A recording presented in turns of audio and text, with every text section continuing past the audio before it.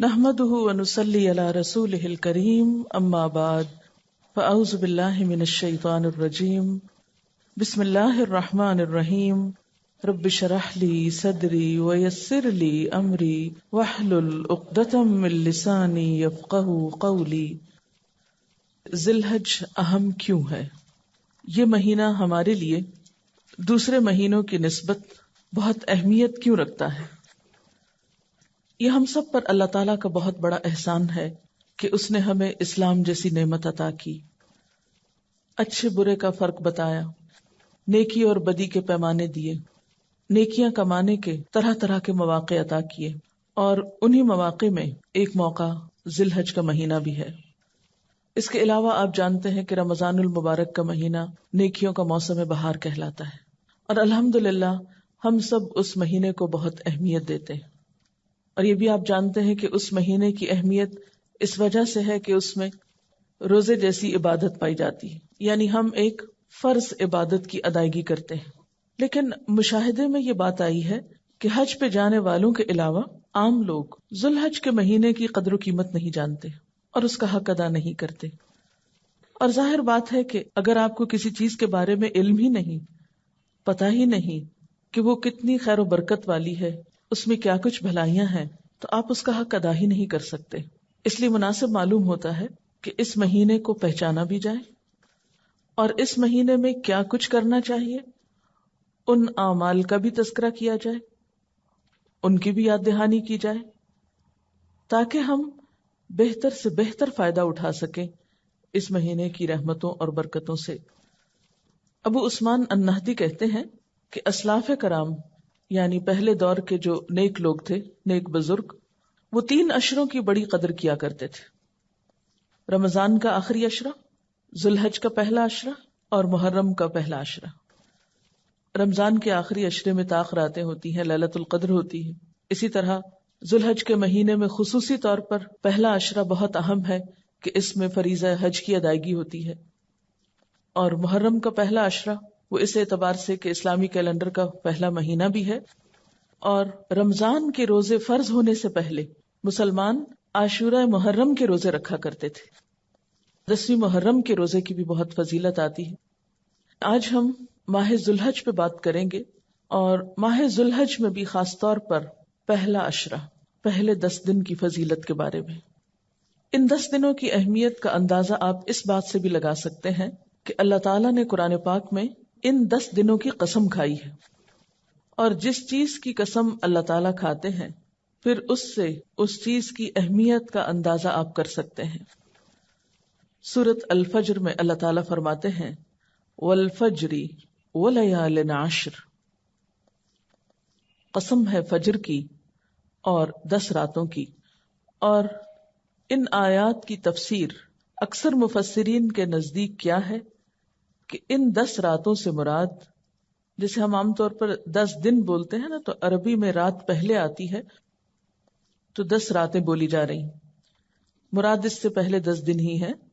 تو اکثر مفسرین نے ان 10 راتوں سے مراد ذی الحج کی ابتدائی 10 راتیں لی ہیں، یعنی پہلا عشرہ ذی الحج لیا ہے۔ اور اگر احادیث کا مطالعہ کیا جائے تو بھی ہم دیکھتے ہیں کہ ان 10 دنوں کی بہت فضیلت ہے۔ حضرت عبداللہ بن عباس رضی اللہ تعالی عنہ کہتے ہیں کہ رسول اللہ صلی اللہ علیہ وسلم نے فرمایا ما من ایام العمل الصالح فیہا احب الی اللہ من هذه الایام یعنی ایام العشر۔ قالوا یا رسول اللہ صلی اللہ علیہ وسلم ولا الجہاد فی سبیل اللہ؟ قال ولا الجہاد فی سبیل اللہ الا رجل خرج بنفسه وماله ثم لم يرجع من ذلك بشيء، رواہ البخاری۔ اس حدیث کا ترجمہ کچھ یوں ہے: کوئی دن ایسا نہیں جس میں کیا گیا نیک عمل اللہ تعالیٰ کو ان 10 دنوں کے عمل سے زیادہ پسند ہو۔ کوئی دن ایسا نہیں، یعنی سال میں، جس میں کیا گیا کوئی نیک عمل ان 10 دنوں میں کیے گئے نیک عمل سے بڑھ کر اللہ تعالیٰ کو پسند ہو۔ گویا ان 10 دنوں میں جو بھی نیکی کا کام آپ کریں گے اس کی ویلیو، اس کی قدر و قیمت کسی بھی دوسرے دن میں کیے ہوئے نیک عمل سے کہیں زیادہ ہوگی۔ اس سے آپ اندازہ لگا سکتے ہیں کہ ان 10 دنوں کی اہمیت پھر کیا ہے، اور ان میں نیک کام کرنے کی فضیلت کیا ہے۔ لیکن عموماً ہم جانتے ہی نہیں، اس لیے ہم عام طور پر ان 10 دنوں کو بہت نارمل لیتے ہیں اور ایسے ہی گزار دیتے ہیں جیسے سال کے کوئی اور دن ہوں، ان کی طرف توجہ بھی نہیں دیتے۔ اس پر صحابہ کرام نے پوچھا، اور ظاہر ہے کہ انہیں حیرت ہوئی کہ یا رسول اللہ صلی اللہ علیہ وسلم، کیا اللہ کے راستے میں جہاد کرنا بھی اتنا پسندیدہ نہیں ان دنوں میں؟ یعنی اتنا پسندیدہ نہیں؟ تو آپ نے فرمایا، ہاں، اللہ کے راستے میں جہاد کرنا بھی اتنا پسندیدہ نہیں، سوائے اس کے کہ انسان اپنی جان و مال کے ساتھ نکلا اور واپس نہ لوٹا، یعنی شہید ہو گیا۔ تو عام دنوں میں اگر کوئی شخص اپنی جان اور مال دونوں کو اللہ کے راہ میں دے دیتا ہے تو وہ عمل اس سے بڑھ کے ہو سکتا ہے، لیکن اس کے علاوہ ان دنوں میں جو بھی کام کیا جائے گا اجر و ثواب اور قدر و منزلت کے اعتبار سے اللہ کے ہاں بہت بڑا مقام پائے گا۔ ایک اور حدیث میں آتا ہے، ابن حبان کی روایت ہے، حضرت جابر رضی اللہ تعالی عنہ سے رسول اللہ صلی اللہ علیہ وسلم سے روایت کرتے ہیں کہ آپ نے فرمایا، افضل ایام الدنیا ایام العشر، یعنی عشر ذی الحجہ، قال ولا مثلہن فی سبیل اللہ الا رجل عفر وجہہ فی التراب۔ ترجمہ ہے، دنیا کے سارے ایام کے مقابلے میں 10 ایام، 10 دن یعنی عشرہ ذی الحجہ سب سے زیادہ افضل ہیں۔ آپ سے پوچھا گیا، کیا جہاد فی سبیل اللہ بھی ان کے برابر نہیں؟ تو آپ نے فرمایا، جہاد فی سبیل اللہ بھی ان جیسا نہیں، سوائے اس جہاد کے جس میں انسان شہید ہو جائے۔ اب سوال یہ پیدا ہوتا ہے کہ ان 10 دنوں کی اتنی اہمیت کیوں ہے؟ اس کی وجہ کیا ہے؟ کیوں ان کو اتنی فضیلت حاصل ہے؟ تو اگر ان 10 دنوں پر غور کیا جائے تو اس میں کئی اہمیت کی باتیں ہمارے سامنے آتی۔ پہلی بات کہ انہی 10 دنوں میں یوم عرفہ ہے، یعنی 9 ذی الحج، جو حج کا اصل دن ہے۔ حضرت عبداللہ بن عامر کہتے ہیں کہ میں نبی صلی اللہ علیہ وسلم کے پاس تھا کہ کچھ لوگ آئے اور حج کے بارے میں پوچھا، تو آپ نے فرمایا، الحج عرفہ، حج عرفات میں ٹھہرنے کا نام ہے۔ تو اس وجہ سے یوم عرفہ جو ہے وہ بہت ہی اہمیت کا حامل ہے۔ یوم عرفہ دراصل گناہوں کی مغفرت اور جہنم سے نجات حاصل کرنے کا دن ہے۔ سال میں ہم کئی دن مناتے ہیں نا، کئی طرح کے، تو یہ دن خاص طور پر گناہوں سے نجات، گناہوں سے مغفرت اور جہنم سے بچنے کا دن ہے۔ حضرت عائشہ رضی اللہ تعالی عنہا کہتی ہیں کہ رسول اللہ صلی اللہ علیہ وسلم نے فرمایا، ما من یوم اکثر من ان یعتق اللہ فیہ عبدا من النار من یوم عرفہ وانہ لیدنو ثم یباہی بہم الملائکۃ فیقول ما اراد ہؤلاء۔ عرفہ کے علاوہ کوئی دن ایسا نہیں جس میں اللہ تعالیٰ کثرت سے بندوں کو آگ سے آزاد کرے، یعنی سال بھر میں سب سے زیادہ جس دن بندوں کی معافی ہوتی ہے وہ دن عرفہ کا ہے۔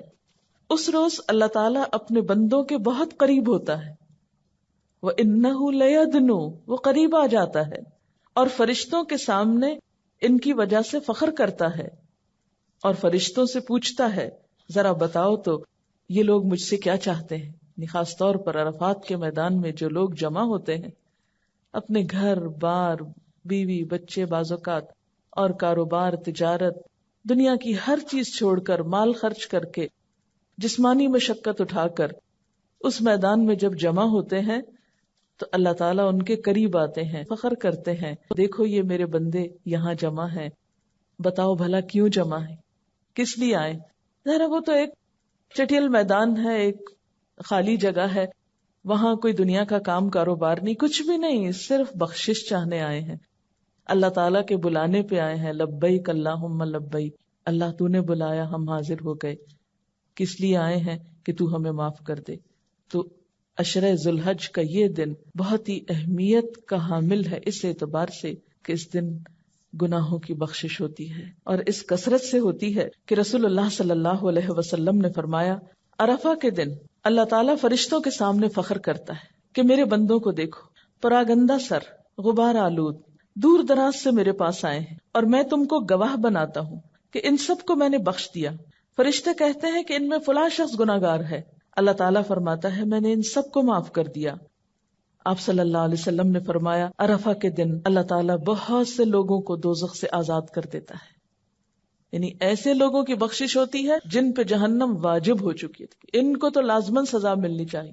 لیکن جب لوگ خالصتاً اللہ کی رضا کی خاطر اور اپنے گناہ بخشوانے کے لیے، کسی شہرت کے لیے نہیں، کسی غرض کے لیے نہیں، کسی دکھاوے کے لیے نہیں، صرف معافی چاہنے کے لیے اس کے بلانے پر اس میدان میں حاضر ہوتے ہیں اس مخصوص دن اور مخصوص وقت، اور پھر رو دھو کر اللہ تعالیٰ سے معافی چاہتے ہیں، تو اللہ تعالیٰ ان کو معاف کر دیتے ہیں اور ان کی گردنیں جہنم سے آزاد کر دیتے ہیں.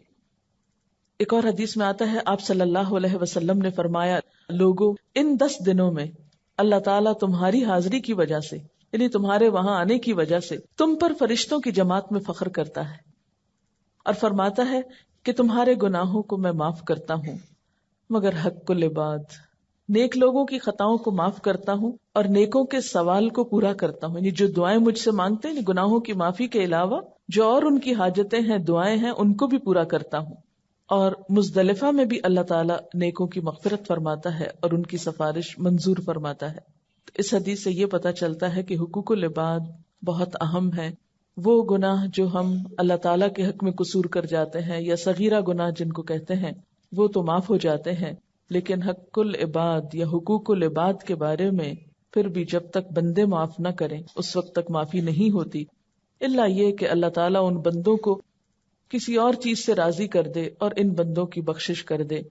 یہ پھر ڈیپینڈ کرتا ہے کہ معافی مانگنے والا اپنے گناہوں پہ نادم کتنا ہے، شرمسار کتنا ہے، اور آئندہ کے لیے ان گناہوں سے بچنے کے لیے کیا سوچتا ہے. آپ صلی اللہ علیہ وسلم نے فرمایا اللہ کے نزدیک عرفہ کے دن کی بڑی فضیلت ہے.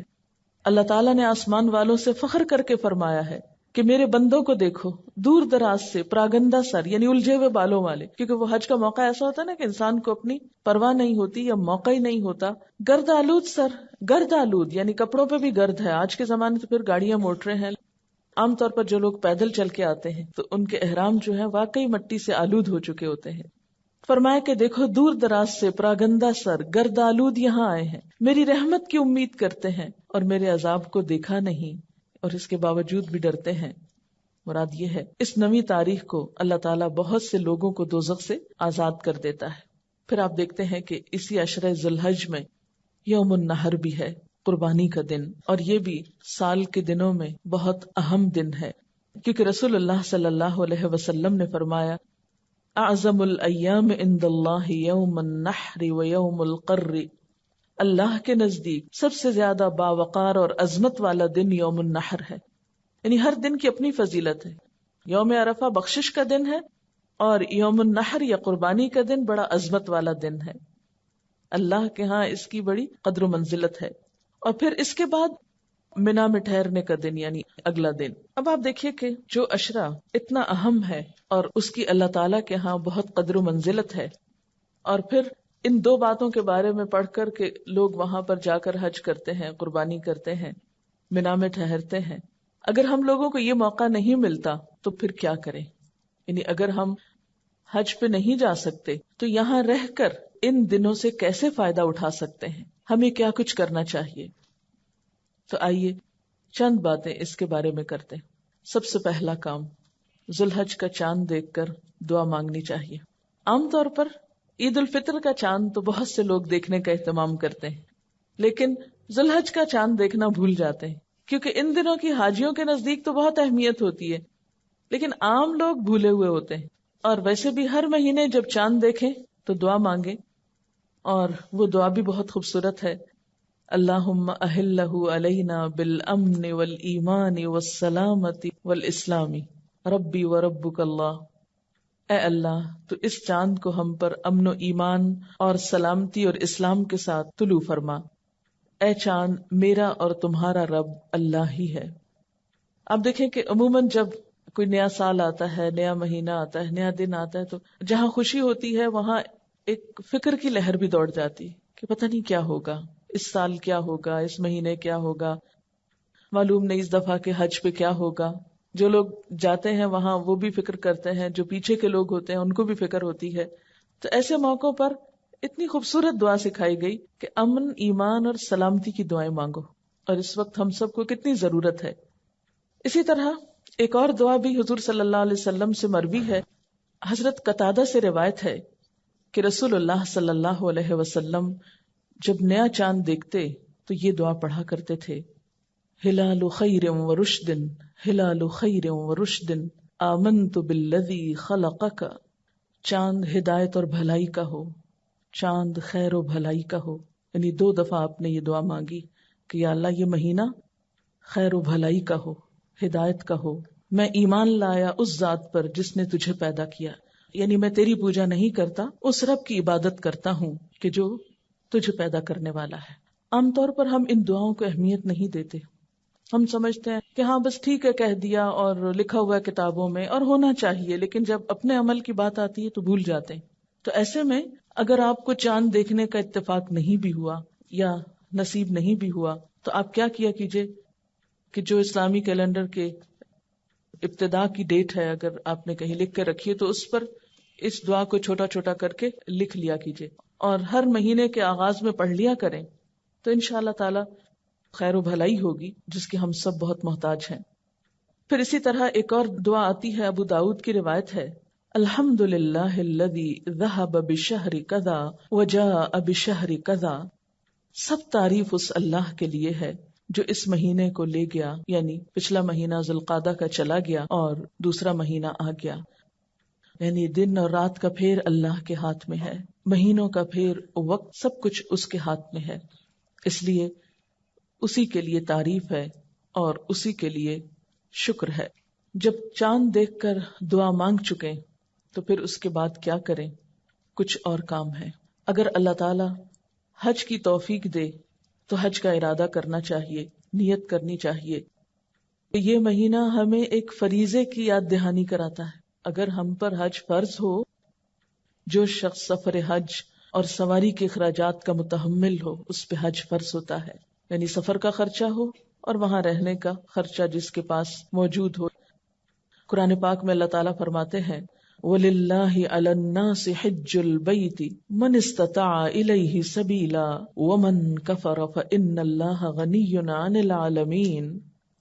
لوگوں پر اللہ کا یہ حق ہے، یعنی اللہ کا حق ہے کہ جو اس کے گھر تک پہنچنے کی استطاعت رکھتا ہو، یعنی جو کوئی وہاں جا سکتا ہو وہ اس کا حج کرے، اور جو کوئی اس حکم کی پیروی سے انکار کرے، یعنی استطاعت کے باوجود جانے کا سوچتا ہی نہیں اور جائے ہی نہیں، تو اسے معلوم ہونا چاہیے کہ اللہ تمام دنیا والوں سے بے نیاز ہے. اسے پرواہ نہیں ہے ایسے لوگوں کی کہ جن کو اللہ نے مال دیا ہے، وسعت دی ہے، حیثیت دی ہے، استطاعت ہے، اور پھر بھی وہ اس کے گھر آنے کے لیے نہیں سوچتے، اس کی طرف رجوع نہیں کرتے.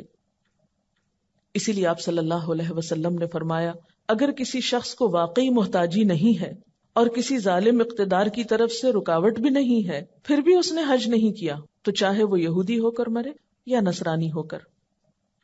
حضرت عبداللہ بن عباس کہتے ہیں کہ رسول اللہ صلی اللہ علیہ وسلم نے فرمایا: اے لوگو، تم پہ حج فرض ہو چکا ہے، اس کی ادائیگی میں جلدی کرو. یعنی جن لوگوں پہ حج فرض ہو چکا ہے ان کو فرمایا، اس لیے کہ تم میں سے کوئی نہیں جانتا کہ کب کیا رکاوٹ پیش آ جائے. کیونکہ بعض اوقات ہمارا ارادہ ہوتا ہے، نیت ہوتی ہے، تیاری ہوتی ہے، کچھ پتہ نہیں کہ آئندہ سال حالات کیا ہوں، صحت کیسی ہو، دنیا کے حالات کیا ہوں. اس لیے جس کو جب موقع ملے اپنی طرف سے فریضہ ادا کرنے کی پوری کوشش کرے. اور اس سلسلے میں خواتین کے لیے خاص طور پر آپ صلی اللہ علیہ وسلم نے کیا فرمایا کہ بوڑھوں، کمزوروں اور عورتوں کے لیے حج اور عمرہ کرنا ثواب میں جہاد کے برابر ہے. یہ تو تھا اس عشرے کا اہم ترین کام. دوسرا کام ہے روزہ رکھنا. روزہ رکھنا اللہ کے نزدیک افضل اور محبوب عمل ہے. حضرت ابو سعید خدری سے روایت ہے کہ رسول اللہ صلی اللہ علیہ وسلم نے فرمایا: جو شخص اللہ کی راہ میں ایک روزہ رکھتا ہے، اللہ تعالیٰ اس کے بدلے میں اس کے اور جہنم کے درمیان 70 سال کا فاصلہ پیدا فرما دیتے. یعنی روزہ جو ہے ایک ایسی پسندیدہ عبادت ہے جو انسان کو دوزخ کی آگ سے دور کرتی ہے.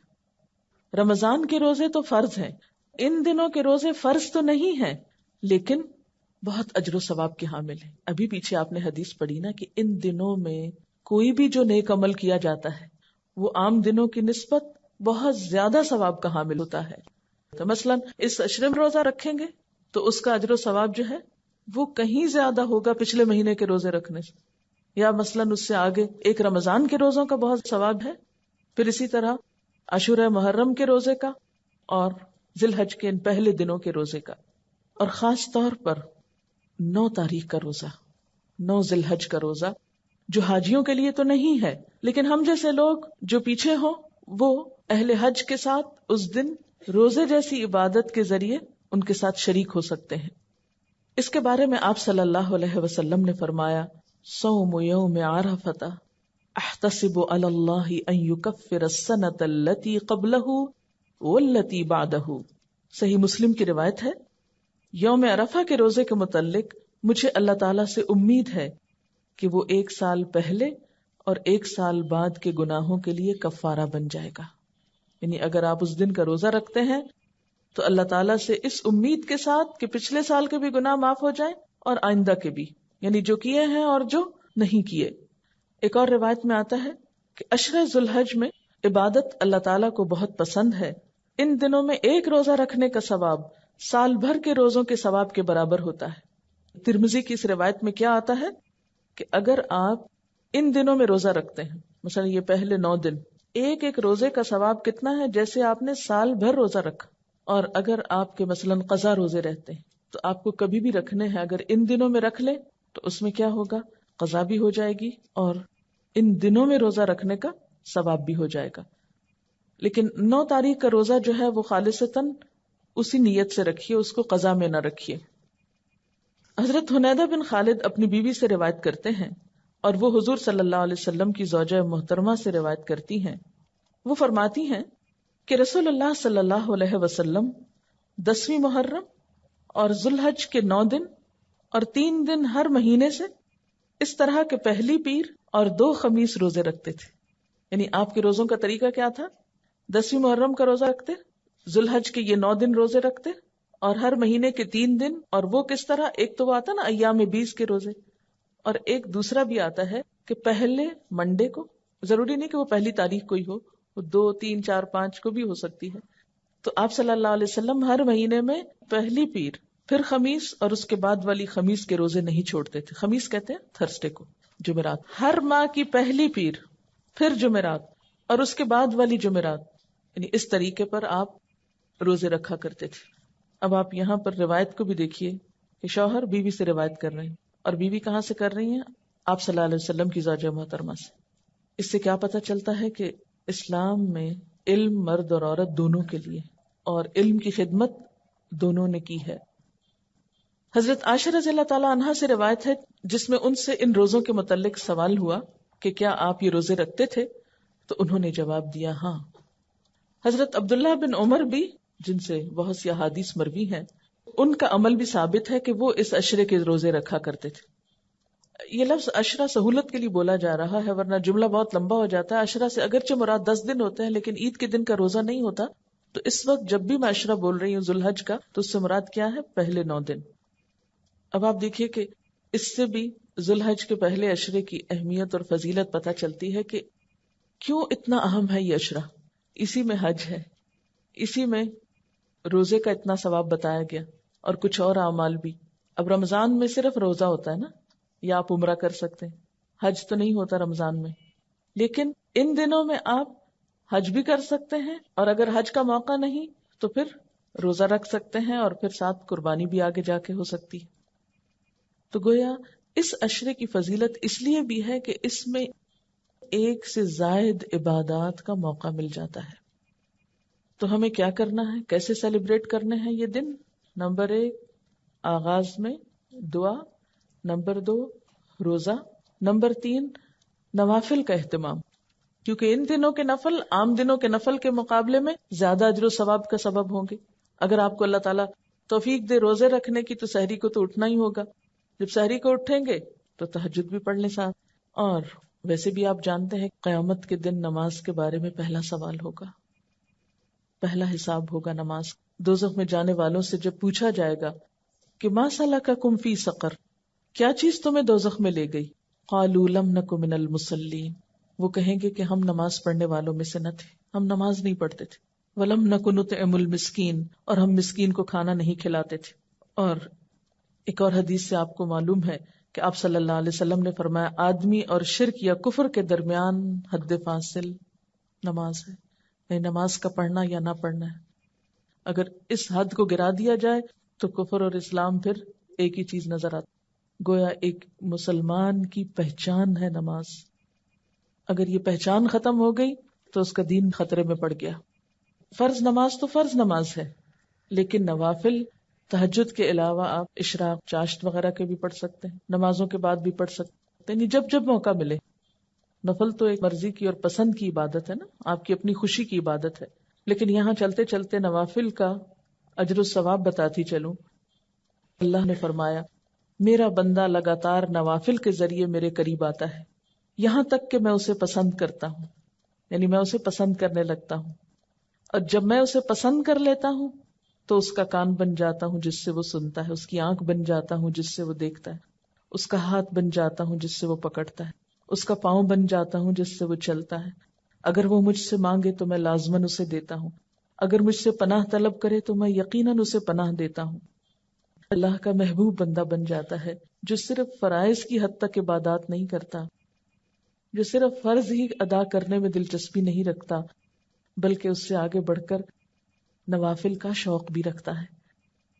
عام طور پر ہم اس معاملے میں بہت کوتاہی کر جاتے ہیں. ہم سوچتے ہیں نفل ہی تو ہے، کیا ہوا.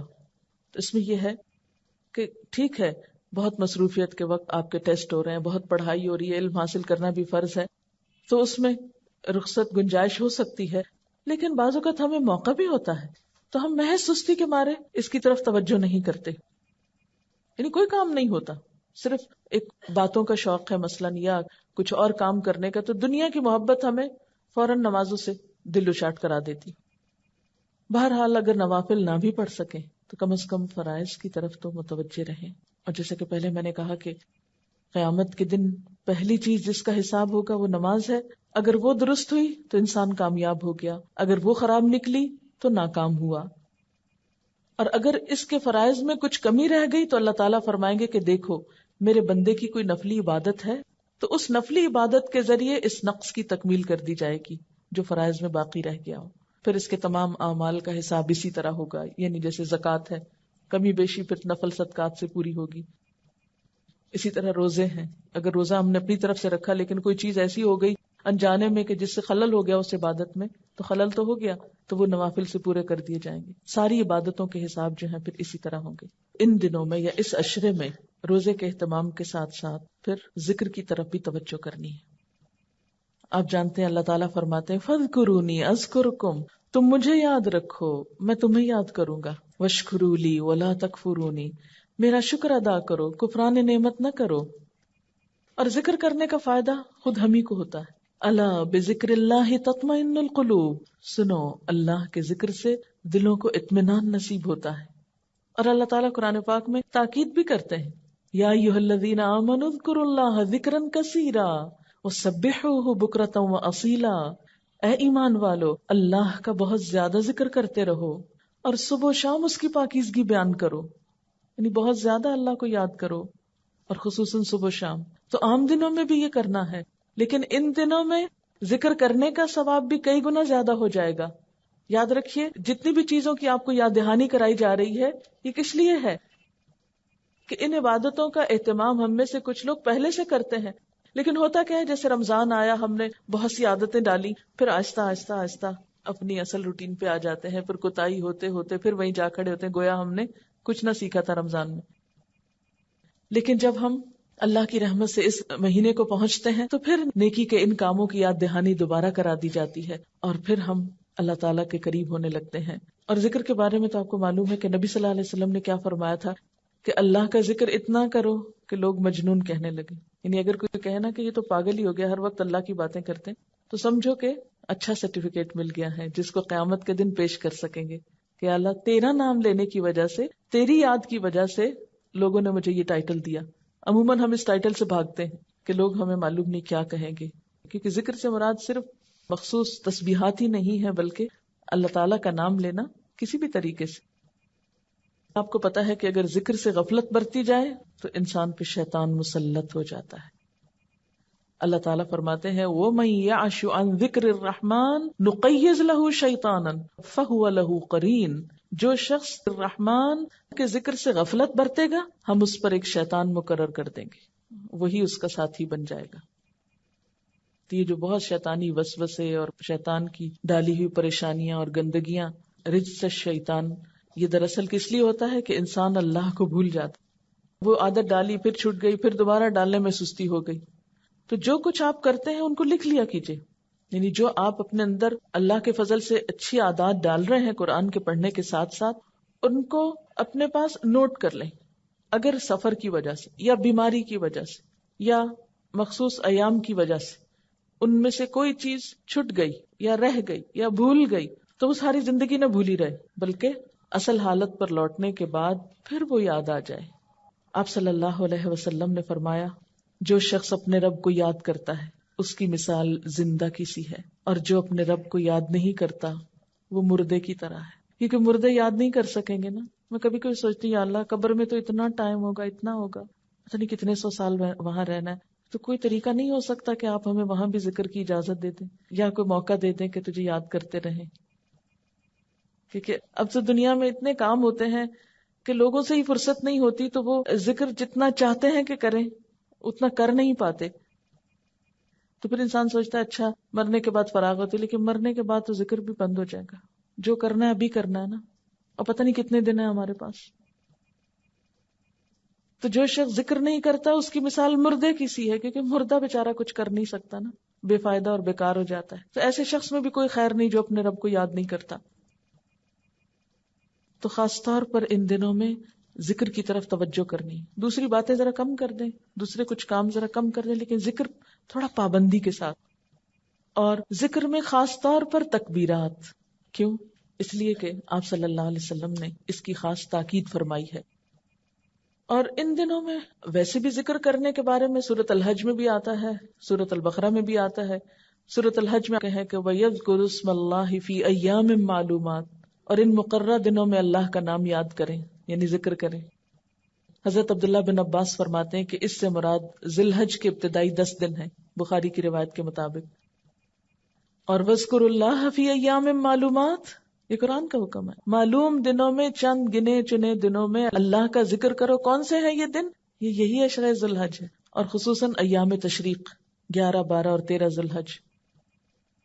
ان میں کثرت سے تکبیر پڑھنی ہے، کیونکہ آپ صلی اللہ علیہ وسلم نے فرمایا اللہ کے نزدیک ایام عشرہ ذی الحج کے مقابلے میں کوئی دن زیادہ عظمت والے نہیں، اور کوئی عمل ان 10 دنوں میں کیے گئے عمل سے زیادہ محبوب نہیں. اس لیے ان ایام میں لا الہ الا اللہ، اللہ اکبر اور الحمدللہ جیسے اذکار کثرت سے کیا کرو. امام بخاری فرماتے ہیں کہ حضرت ابن عمر اور ابو ہریرہ رضی اللہ تعالی عنہ ان دنوں میں بازار نکل جاتے، بلند آواز سے تکبیر کہتے. کیوں؟ تاکہ لوگوں کو یاد آ جائے، اور دوسرے لوگ بھی ان کی تکبیر سن کر تکبیر کہنے لگتے. یعنی ایک تو یہ ہو سکتا تھا نا کہ وہ لوگوں کو کہتے لوگوں تکبیر پڑھو، اور ایک یہ کہ وہ خود تکبیریں پڑھنا شروع کر دیتے تو لوگ ان کو سن کے پڑھنے لگتے. اسی طرح بخاری اور مسلم کی روایت کے مطابق عورتیں اپنے گھروں میں تکبیریں پڑھ سکتی ہیں. اور اس کے لیے آپ کیا کر سکتے ہیں کہ مثلاً تکبیرات کی ایک کیسٹ تیار کرائی گئی تھی. یہاں پر آپ سویرے سویرے اٹھ کر بس پابندی سے اپنے گھر میں جیسے تیار ہو رہے ہیں، کچھ کر رہے ہیں، وہ کیسٹ لگا دیں، کسی کو مت کہیں تکبیریں پڑھیں. اب ہوگا کیا کہ جب بچوں کی آنکھ اس آواز سے کھلے گی یا سب سے پہلے الفاظ تکبیرات کے کانوں میں پڑیں گے تو وہ پھر دن بھر خود بخود بولتے رہیں گے. آپ نے دیکھا ہوگا نا، کوئی بول، کوئی شعر، کوئی گانا، کوئی جملہ ہماری زبان پہ سویرے سویرے اگر نکل جائے تو سارا دن نکلتا رہتا ہے انکانشیسلی. اس لیے صرف آپ آن کر دیں، پھر آپ کو بھی یاد رہے گا انشاءاللہ اور گھر والوں کو بھی یاد ہو.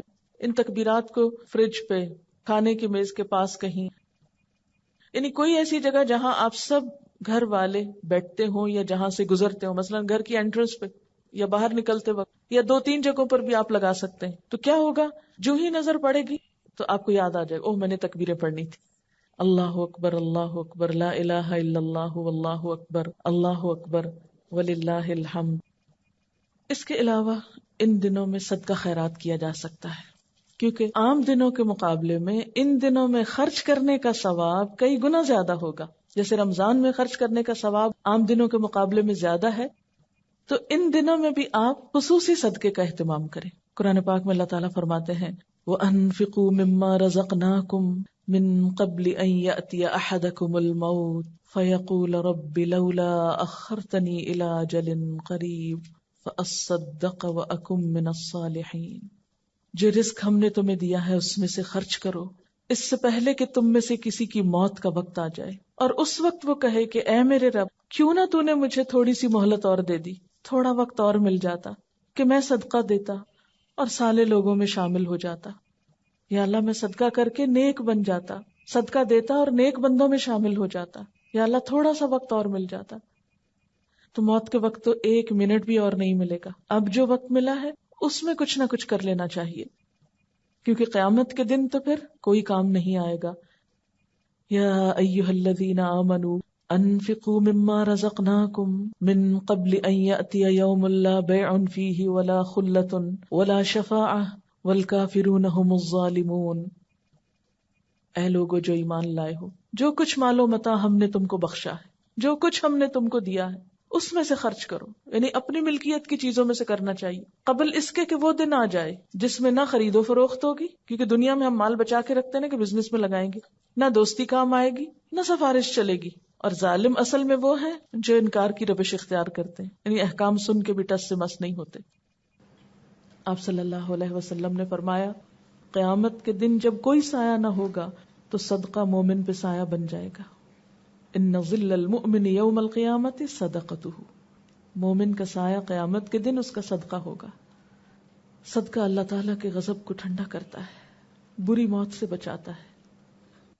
آپ نے فرمایا صدقہ کرنے میں جلدی کرو، کیونکہ بلائیں صدقے سے آگے نہیں بڑھ سکتی، صدقے سے رک جاتی، یعنی کوئی مصیبت آ رہی ہوتی ہے اور صدقہ کرنے سے پیچھے چلی جاتی ہے، صدقہ مصیبت میں رکاوٹ ڈال دیتا ہے۔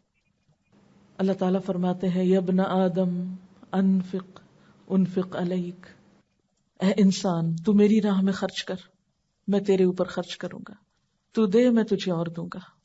آپ صلی اللہ علیہ وسلم نے فرمایا صدقہ مال کو کم نہیں کرتا، یعنی ہم سمجھتے نہیں شاید دینے سے ہمارا تھوڑا ہو جائے گا، نہیں ہوتا، فکر نہیں کرو اور آ جائے گا۔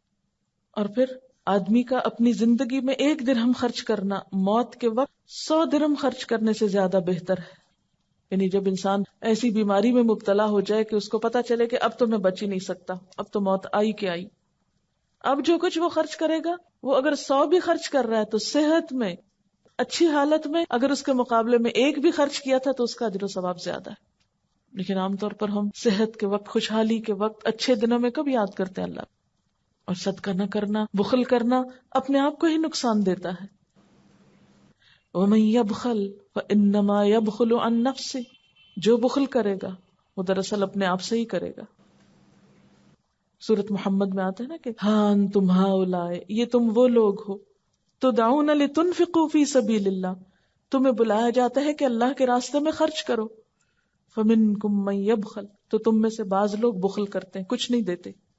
ومن یبخل فانما یبخل عن نفسه، تو جس نے بخل کیا وہ دراصل اپنی ہی ذات کے لیے بخل کرتا ہے، اپنے آپ سے ہی بخل کرتا ہے، اپنا ہی نقصان کرتا ہے۔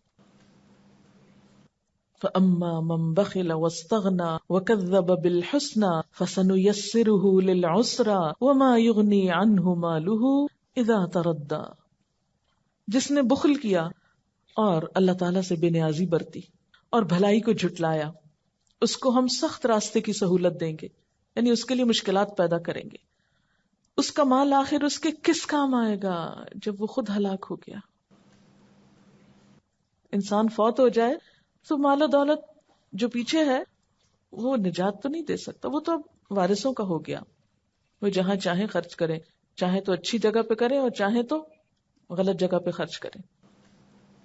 کمایا آپ نے تھا، محنت آپ نے کی، مالک آپ تھے، لیکن جب آپ چلے گئے دنیا سے تو اوروں کا ہو گیا اور انہوں نے اس کے ساتھ جو جی چاہا کیا۔ مال مفت دل بے رحم، کیونکہ جو مال انسان خود کماتا ہے اس کی پھر قدر ہوتی، اور جو وراثت میں مفت میں مل جاتا ہے عموماً اس کی قدردانی نہیں ہوتی۔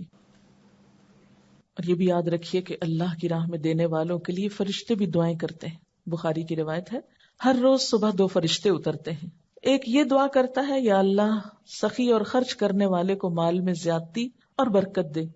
دوسرا کہتا ہے نہ دینے والے بخیل اور کنجوس کے مال میں کمی کر دے اور اس کو برباد کر دے. تو ان دنوں میں خصوصی صدقات کرنے ہیں آپ کو انشاءاللہ. سب سے پہلی چیز، اگر آپ نے ابھی تک زکوٰۃ نہیں دی تو فوراً اس کا حساب کیجیے. یعنی زکوٰۃ اگر ڈیو ہے، کیونکہ بعض اوقات ہم رمضان میں دے دیتے ہیں یا آدھی اس وقت دے دیتے ہیں، پھر سوچتے ہیں اچھا بعد میں کچھ دے دیں گے، تو تاخیر نہ کیجیے، اس کو ادا کیجیے. پھر اسی طرح صدقے کی مختلف اقسام کی طرف توجہ کیجیے. فرض صدقے کی ادائیگی کے بعد، کیونکہ اگر فرض ادا نہیں ہوا تو نفل کا اتنا فائدہ نہیں ہوگا. نفل سے فرض پورا کیا جائے گا اور کئی نفل ملا کے ایک فرض بنتا ہے، اس لیے پہلے فرض ادا کریں. کوئی کسی کا قرضہ لوٹانا ہے اور وسعت ہو گئی اور صرف جان بوجھ کے ٹال مٹول کر لوٹائیے اس کو. کوئی نظر مانی ہوئی پورا کیجیے اس کو. کوئی کفارہ دینے والا رہتا ادا کیجیے اس کو. پھر اسی طرح کوئی امانت لوٹانے والی ہے وہ لوٹائیں. پھر رشتہ داروں، غریبوں، مسکینوں کی طرف توجہ کریں. عید کا موقع ہے، کچھ نہ کچھ تحفے تحائف کا بندوبست کر سکتے ہیں. اپنے گھر پہ تھوڑا لک ڈالیں، اپنے کپڑوں کا جائزہ لیں، اپنی رکھی ہوئی چیزوں کا، سٹور کا، مختلف چیزوں کا. تو ایک تو رمضان میں ہم اینول کلینلینس کرتے ہیں، ڈی جنکنگ کرتے ہیں، اور ایک پھر ان دنوں میں ہر چیز پر رک کے سوچیں اس کے بغیر گزارا ہو سکتا ہے. یاد رکھیے پھر میانہ روی اور اعتدال تو ضروری ہے، لیکن سال ہر سال سے جو چیزیں رکھی ہوئی ہیں، اچھا کبھی کا استعمال کریں گے، کبھی کب آئے گا، وہ مرنے کے بعد تو آ ہی جائے گا، لیکن اس کبھی کو تھوڑا سا ابھی میں بھی بدل لیں. کچھ چیزیں ضرور نکالیں، یعنی جن کو ہم خود نہ استعمال کرتے ہوں اور بس ایسے ہی دل کی ٹیک کے لیے رکھی ہوئی ہوں. پھر اسی طرح ان دنوں میں صدقہ جاریہ کے کاموں میں بھی آپ خرچ کریں. صدقہ جاریہ کے کاموں میں ایک تو یہ ہے کہ آپ مثلاً تکبیر کی کیسٹ کسی کو لے کر دے سکتے ہیں. جتنے لوگ اس کو سن کے تکبیریں پڑھیں گے آپ کو بھی ثواب ہوگا. وہ جو تکبیروں کا کاغذ چھاپیں گے مختلف لوگوں کو آپ دیں اور کہیں کہ یہ اپنے گھروں میں لگائیں. اور چاہے 1 روپے 2 روپے کا کاغذ ہوگا، آپ دیکھیں گے کہ 1 روپیہ مثلاً ہم میں سے ہر ایک کے پاس وسعت نہیں کہ سینکڑوں ہزاروں خرچ کرے، لیکن میرا خیال ہے ہم میں سے کوئی بھی ایسا نہیں جو 1 2 روپیہ نہ خرچ کر سکے. ہم سب کر سکتے ہیں. اپنے گھر والوں کے لیے خرچ کرنا بھی صدقہ ہوتا ہے. اپنے رشتہ داروں کو دینا، اپنے دوستوں کو دینا، عزیز و اقارب کو دینا، مطلب جو بھی ہماری جان پہچان کے لوگ ہیں ان کو ہم صدقہ جاریہ کے طور پر تعلیم کا کوئی کام بھی ہم اس میں کریں. جتنے لوگ ان 10 دنوں کی قدر و قیمت آپ کی وجہ سے جانیں گے ان سب کا ثواب بھی آپ کو ملے گا. کیونکہ عام طور پر ہم نیکی کی چیز سنتے ہیں، جانتے ہیں، اپنے تک رکھ لیتے ہیں اور بھول جاتے ہیں، دوسروں تک نہیں پہنچاتے. تو ہمیں دوسروں تک بھی اس کو پہنچانا ہے. جہاں موقع ملے اپنے گھر والوں کو اکٹھا کر لیں، وہ پمفلٹ پڑھ کے سنا سکتے ہیں مثلاً، اور کیسٹ بھی لگا کے سنا سکتے ہیں. کوئی بھی طریقہ آپ اختیار کر سکتے ہیں، لیکن یہ ہے کہ ان سنتوں کو رواج دیں. ان نیکی کے کاموں کی طرف توجہ کریں. خود عمل کریں گے تو انشاءاللہ دوسروں کو بھی شوق آئے گا، دوسرے بھی کریں گے. پھر اسی طرح صدقہ جاریہ کے کاموں میں کوئی بھی آپ جو چیز سوچ سکتے ہیں جو علم کو پھیلانے کے لیے اور علم کو عام کرنے کے لیے آپ کوئی بھی طریقہ کر سکتے ہیں. ان طریقوں میں سے آپ خود بھی سوچ سکتے ہیں، دوسروں سے بھی مشورہ کر سکتے ہیں، کیونکہ معلوم نہیں کل قیامت کے دن کون سی نیکی کام آ جائے. حدیث میں آتا ہے نا کہ آگ سے بچنے کی فکر کرو، خواہ کھجور کا آدھا ٹکڑا ہی کیوں نہ ہو. اگر ہمارے پاس بہت بڑی رقمیں نہیں ہیں، یعنی ہر شخص کا اپنا اپنا حساب ہے نا، ایک شخص کے پاس 1 کھجور ہے بس اور کچھ نہیں، آدھی اس نے خود کھانی ہے آدھی وہ دے رہا ہے، تو اس کی معلوم نہیں کتنی قبولیت ہو، کتنی برکت ہو اس مال میں اللہ کی طرف سے. اور ایک شخص جو ہے اس کے پاس ہزاروں ہیں اور بند پڑے اور پڑے اور پڑے ہیں اور کوئی اس کو پرواہ نہیں کہ مجھے اپنی آخرت کے لیے کچھ کرنا ہے. تو وقت تو گزر ہی جائے گا. بعض اوقات ایسا ہوتا ہے نا کہ ہم اپنے فوت شدہ لوگوں کو بہت یاد کرتے رہتے ہیں، روتے رہتے ہیں ان کی یاد میں، لیکن ہم ان کے لیے کرتے کراتے کچھ نہیں. تو ہمارا رونا، ہمارے آنسو ان کو کیا فائدہ دے گا؟ وہ تو ہم اپنی خاطر بہا رہے ہیں، اپنا دل ہلکا کر رہے ہیں، تو اپنی خاطر ہے، ان کے لیے تو نہیں ہے. تو ان کے لیے کیا ہو سکتا ہے؟ صدقہ جاریہ یا ایصال ثواب کے کاموں میں اہم ترین کام کیا ہے کہ ان کی طرف سے ہم کوئی ایسا صدقہ کریں کہ جس سے ان کو ثواب پہنچے اور مستقل پہنچتا رہے. قرآن پاک کی آیت سورۃ الدہر کی جو ہے، ان الابرار یشربون من کأس کان مزاجها کافورا عینا یشرب بها عباد اللہ یفجرونها تفجیرا یوفون بالنذر ویخافون یوما کان شرہ مستطیرا وَيُطْعِمُونَ الطَّعَامَ عَلَى حُبِّهِ مِسْكِينًا وَيَتِيمًا وَأَسِيرًا إِنَّمَا نُطْعِمُكُمْ لِوَجْهِ اللَّهِ لَا نُرِيدُ مِنْكُمْ جَزَاءً وَلَا شُكُورًا۔ نیک لوگ جنت میں شراب کے ایسے ساغر پیئیں گے جن میں آب کافور کی آمیزش ہوگی۔ یہ ایک بہتا چشمہ ہوگا جس کے پانی کے ساتھ اللہ کے بندے شراب پیئیں گے، اور جہاں چاہیں گے بسہولت اس کی شاخیں نکال لیں گے۔ یعنی اللہ جنت کے یہ چشمے کن لوگوں کو دے گا؟ یہ وہ لوگ ہوں گے جو نظر پوری کرتے ہیں، یعنی جب کوئی اللہ کی راہ میں کام کرنے کا عہد کر لیتے ہیں تو پھر اس کو پورا بھی کرتے ہیں۔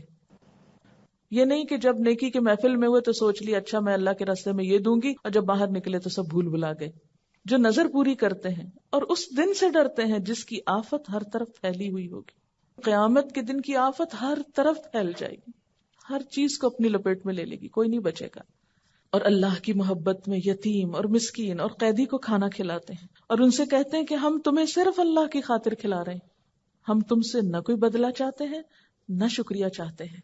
یعنی دے کر وہ کسی شکریہ اور اپریسیشن کے بھی انتظار میں نہیں ہوتے، کیونکہ بعض اوقات ایسا ہوتا ہے نا کہ ہم وہاں تو دیتے ہیں جو ہماری تعریف کے پل باندھے، جو ہمارے نام کا اعلان کرے، کسی لسٹ میں ہمارا نام آ جائے یا کسی تختی پہ ہمارا نام لکھا جائے۔ ایسی جگہوں پہ تو خوب دل کھول کے بعض اوقات لوگ دیتے ہیں، لیکن افسوس کہ کتنے تھوڑے صلے کے لیے صرف نام لگانے۔ مثلا اگر کسی پلیٹ میں میرا نام لکھا ہوا بھی اور 10 لوگ وہاں سے گزر کے پڑے، ان کو کیا پتا میں کون ہوں؟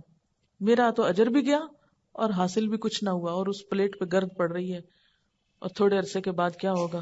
کوئی اور آئے گا، ہمارے جانے کے بعد پلیٹ بھی اتر جائے گی اور سب کچھ یہیں رہ گیا۔ یا اگر ہمیں کسی نے کوئی تعریف کا ایک خط لکھ دیا کہ آپ کا بہت شکریہ، آپ نے بہت اچھا کام کیا، تو وہ ردی میں پڑا رہ جائے گا خط بھی، اس کو فریم کرا کے دروازے کے باہر تھوڑی لٹکانا ہوگا ہم نے۔ کتنے دن اس تعریف کی ہمیں گرمی پہنچے گی؟ کیا حاصل ہوگا؟ اس تعریف سے کتنا پیٹ بھر جائے گا ہمارا؟ کچھ بھی نہیں۔ لیکن افسوس یہ کہ ہمارا نفس ہمیں اللہ کی خاطر خلوص اور اخلاص سے کام کرنے نہیں دیتا۔ ایسے کاموں میں تو ہمارا شوق بڑھاتا ہے جہاں ہمارا نام ہو، اور جہاں نام نہ ہو وہاں ہم کام کے لیے بھی نظر نہیں آتے۔ امام ابن حجر اسقلانی کہتے ہیں عشرہ ذوالحج کی امتیازی فضیلت کا ایک سبب یہ معلوم ہوتا ہے کہ ساری اہم ترین باتیں اس عشرے میں جمع ہیں، نماز، روزہ، صدقہ، حج وغیرہ، اور اس کے علاوہ دیگر موقعوں پر یہ ساری باتیں اکٹھی نہیں ہوتی۔ اب صدقے میں سب سے اہم کام جو ہے وہ قربانی ہے، یعنی باقی صدقات بھی آپ کریں گے لیکن قربانی بھی کریں گے۔ قربانی جو ہے اس عشرے کی اہم ترین عبادت ہے، یعنی صدقہ خیرات کی ایک بہترین قسم ہے۔ لیکن قربانی ہے کیا چیز؟ قربانی کا لفظ جو ہے یہ قرب سے نکلا ہے۔ قرب کا کیا مطلب ہوتا ہے؟ کسی کے قریب جانا، قریب ہونے کی کوشش کرنا، مکان، زمان، یعنی ہر طرح سے قریب ہونے کے لیے آتا ہے، یعنی جگہ میں قریب ہونا، پھر وقت میں قریب ہونا، یا نسبت یعنی رشتہ داری اور تعلق میں قریب ہونا، اسی طرح مرتبے میں، ان سب چیزوں کے لیے لفظ استعمال ہوتا ہے۔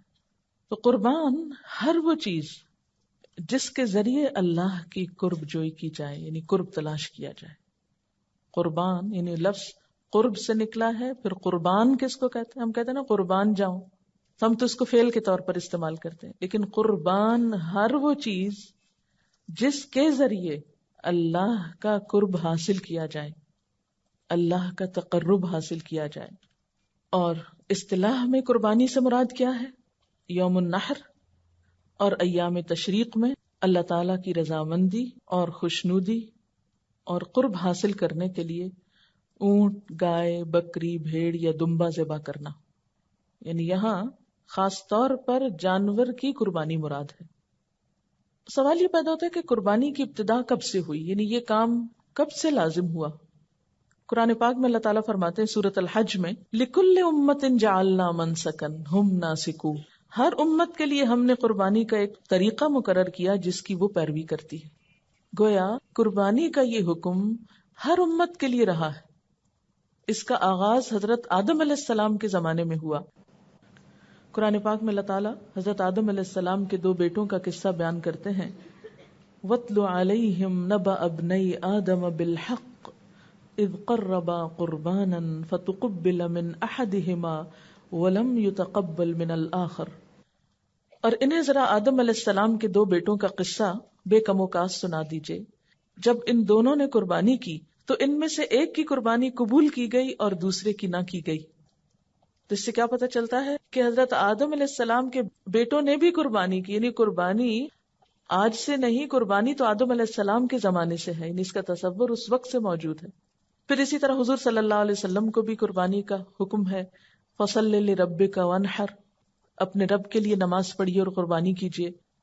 ایک اور جگہ پر فرمایا قُلْ إِنَّ صَلَاتِي وَنُسُكِي وَمَحْيَايَ وَمَمَاتِي لِلَّهِ رَبِّ الْعَالَمِينَ، آپ کہہ دیجئے بے شک میری نماز، میری قربانی، میرا جینا، میرا مرنا اللہ رب العالمین کے لیے ہے.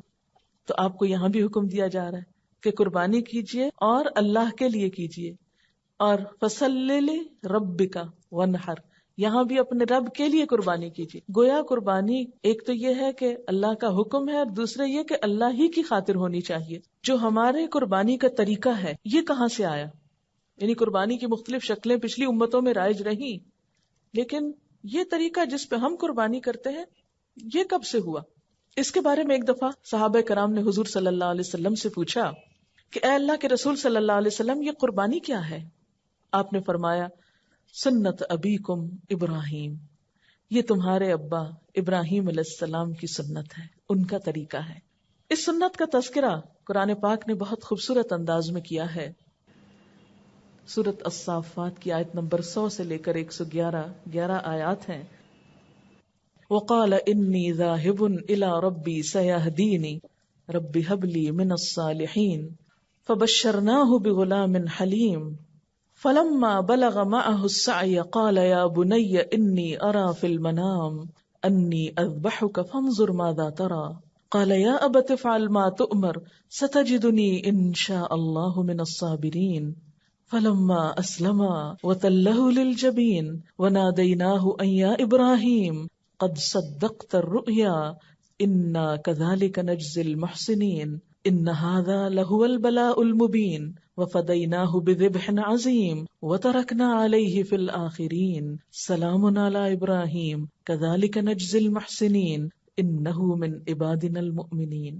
ابراہیم علیہ السلام نے کہا میں اپنے رب کی طرف جاتا ہوں، وہی میری رہنمائی کرے گا. اے پروردگار، مجھے ایک بیٹا عطا کر جو صالحین میں سے ہو، یعنی نیک ہو. تو اللہ تعالیٰ نے دعا کے جواب میں کیا فرمایا؟ ہم نے اس کو ایک حلیم یعنی بردبار لڑکے کی بشارت دی. وہ لڑکا جب اس کے ساتھ دوڑ دھوپ کرنے کی عمر کو پہنچ گیا تو ایک روز ابراہیم علیہ السلام نے اس سے کہا بیٹا، میں خواب میں دیکھتا ہوں کہ میں تجھے ذبح کر رہا ہوں، اب تو بتا تیرا کیا خیال ہے؟ اس نے کہا ابا جان، جو کچھ آپ کو حکم دیا جا رہا ہے اسے کر ڈالیے، آپ انشاءاللہ مجھے صابروں میں سے پائیں گے. آخر کو جب ان دونوں نے سر تسلیم خم کر دیا، یعنی باپ بیٹا دونوں ہی اپنے آپ کو حوالے کر گئے، اور ابراہیم علیہ السلام نے بیٹے کو ماتھے کے بل گرا دیا اور ہم نے آواز دی اے ابراہیم، تو نے اپنا خواب سچ کر دکھایا، ہم نیکی کرنے والوں کو ایسی ہی جزا دیتے ہیں. یقیناً یہ ایک کھلی آزمائش تھی اور ہم نے ایک بڑی قربانی فدیے میں دے کر اس بچے کو چھڑا لیا اور اس کی تعریف و توصیف ہمیشہ کے لیے بعد کی نسلوں میں چھوڑ دی. سلام ہے ابراہیم پر، ہم نیکی کرنے والوں کو ایسی ہی جزا دیتے ہیں، یقیناً وہ ہمارے مومن بندوں میں سے تھا. تو یہ ہے وہ واقعہ ابراہیم علیہ السلام کی قربانی کا جو قرآن نے ان الفاظ میں بیان کیا. اس واقعے کے بارے میں حفیظ جالندری نے ایک نظم لکھی ہے جو اس کی ایک بہترین تفسیر بھی ہے، اسی کو پڑھ کر آپ کو اس کی تفسیر سناؤں گی. پدر بولا یعنی باپ، فارسی کے لفظ اردو شاعری میں استعمال ہوتے ہیں. پدر بولا کہ بیٹا آج میں نے خواب دیکھا ہے، کتاب زندگی کا ایک نرالا باب دیکھا ہے. یہ دیکھا ہے کہ میں خود آپ تجھ کو ذبح کرتا ہوں، خدا کے حکم سے تیرے لہو میں ہاتھ بھرتا ہوں. ذرا امیجن بھی کرتے جائیں کہ باپ بیٹے کو کہہ رہا ہے کہ اللہ کے حکم سے میں تجھے ذبح کر رہا ہوں. سعادت مند بیٹا جھک گیا فرمان باری پر، زمین و آسماں حیراں تھے اس اطاعت گزاری پر.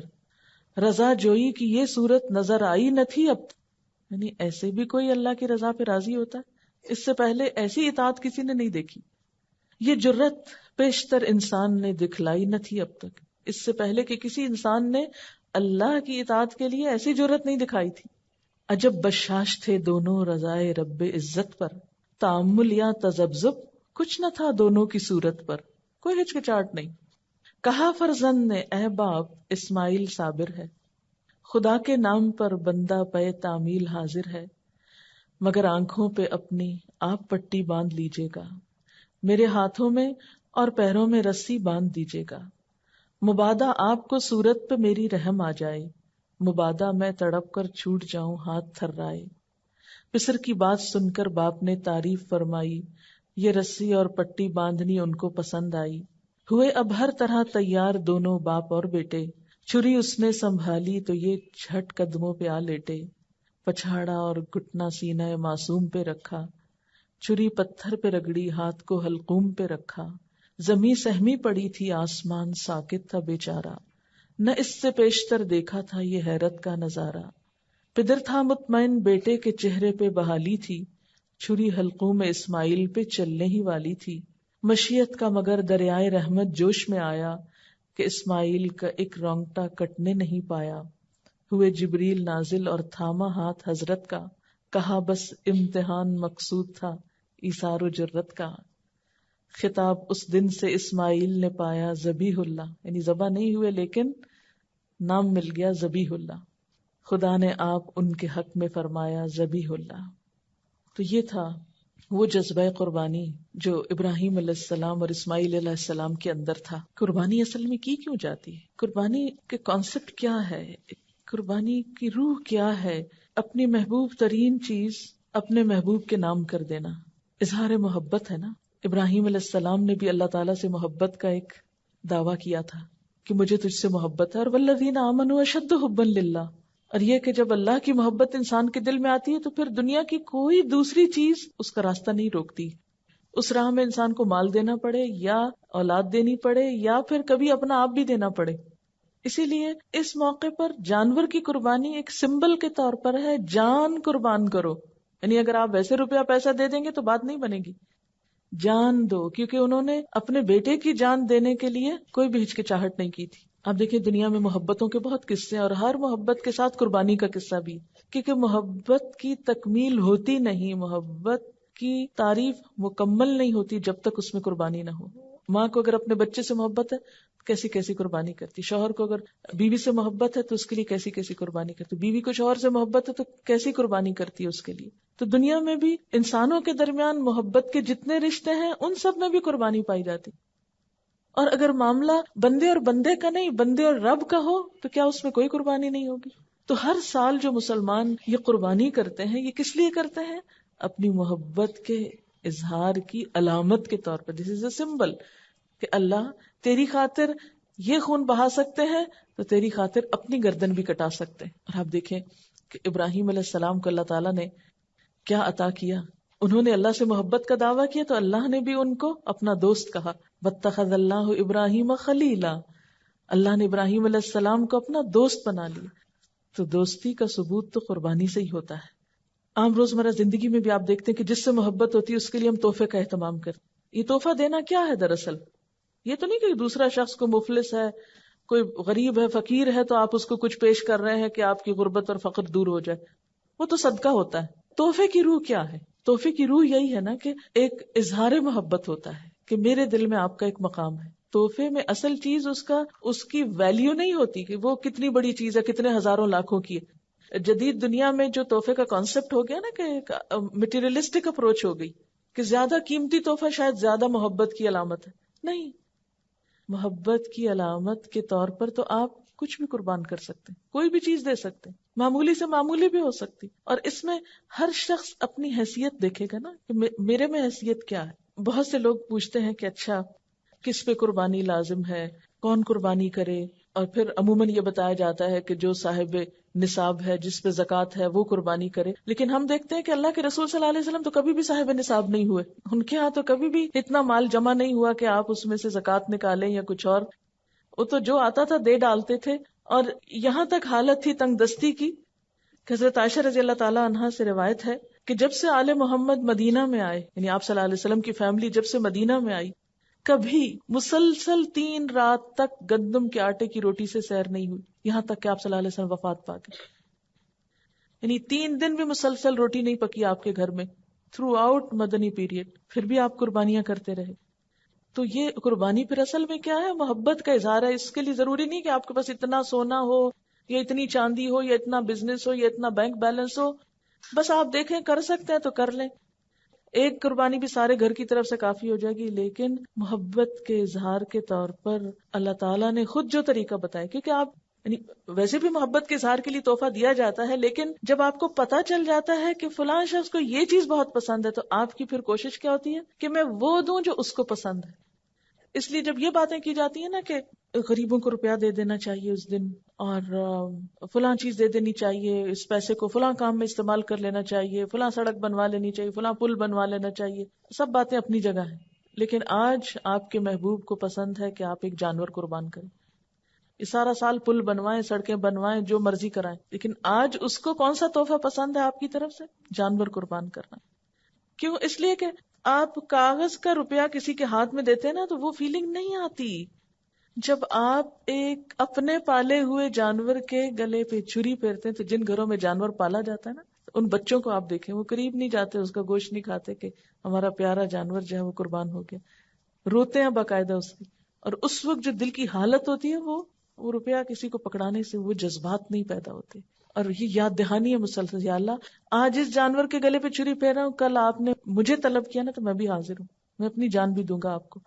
کیونکہ محبت میں تو پھر کوئی بھی چیز بچا کے نہیں رکھی جاتی نا. آپ صلی اللہ علیہ وسلم 10 سال مدینہ میں رہے اور ہر سال قربانی کی. اسی لیے آپ نے فرمایا، ابو داؤد کی روایت ہے، اے لوگو، بے شک ہر گھر والوں کے ذمے ہر سال قربانی ضروری. ان علی کل اہل بیت فی کل عام اضحیہ. اب یہ الگ بات ہے کہ اگر بالکل پیسے نہیں ہیں اور مطلب نہیں کرنے کے قابل ایک بھی، تو کوئی بات نہیں، کیونکہ بہت لوگ بہت ہی غریب ہوتے ہیں. قربانی دراصل محبت کے اظہار کی ایک علامت ہے، اور اس کے لیے بہت زیادہ فقہی مسئلوں میں پڑھنا، اس پہ جائز ہے، اس پہ ناجائز ہے، یہ کرے یا نہ کرے، وہ کرے یا نہ کرے، بہت کچھ پوچھنے کی ضرورت نہیں. اپنے آپ کو ٹٹولیں، دیکھیں کیا دے سکتے ہیں کیا نہیں دے سکتے، اور کر لیں جو کر سکتے ہیں. نہیں کر سکتے تو آئندہ کے لیے کوئی ترتیب سوچیں اسی طرح کی کہ جس سے آپ کچھ کر سکیں.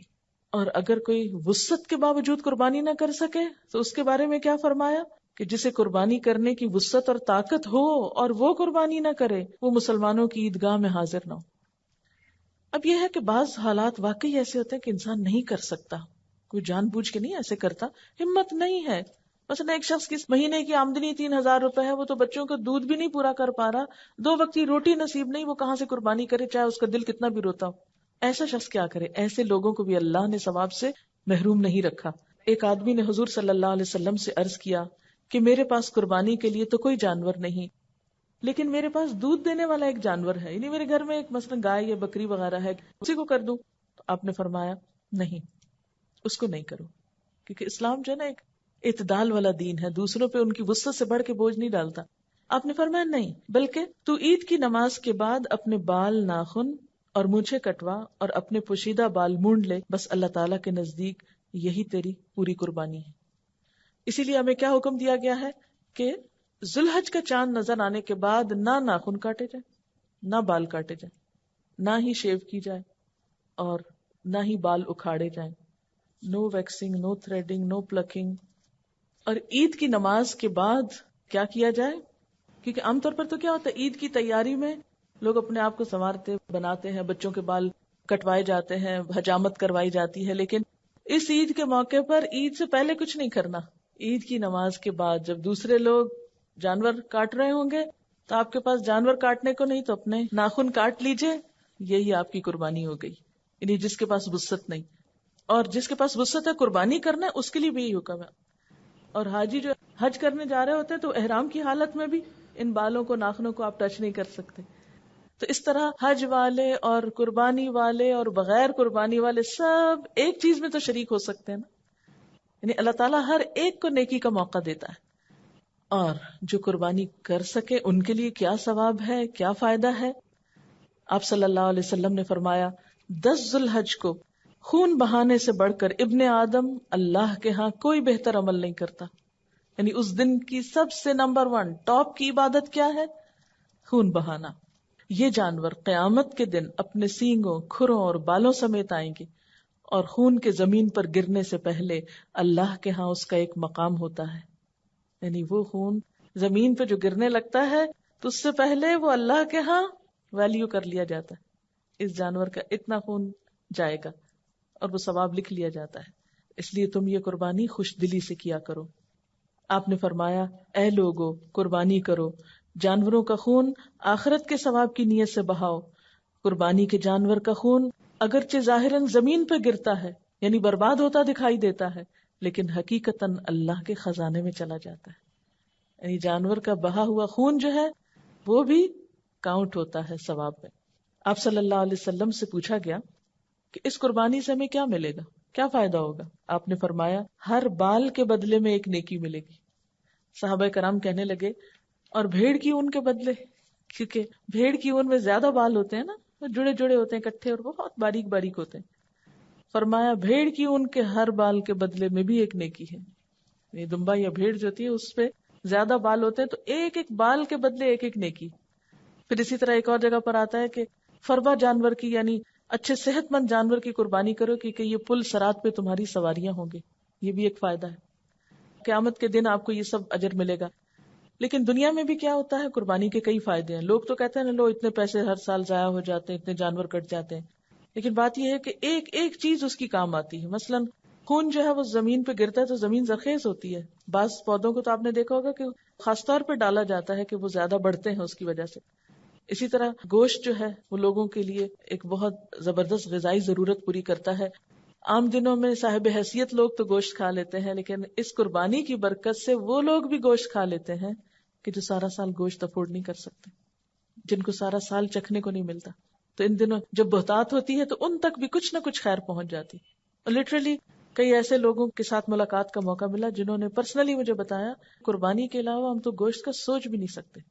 تو قربانی ہوتی ہے، ان تک جاتا ہے، اس لیے ان کو بھی غذائیت پہنچ جاتی، کیونکہ آپ غریبوں کو پیسہ دیں گے وہ معلوم نہیں اور کس کام لگا دیں گے، پھر ان کی صحت جائے گی۔ تو صحت ہو تو سب کام ہوتے ہیں نا۔ تو اس طرح ایک طرح سے انہیں سال میں ایک اچھی خوراک بھی مل جاتی۔ پھر اسی طرح یہ ہے کہ کھال اور اون وغیرہ کا کتنا بزنس ہوتا ہے۔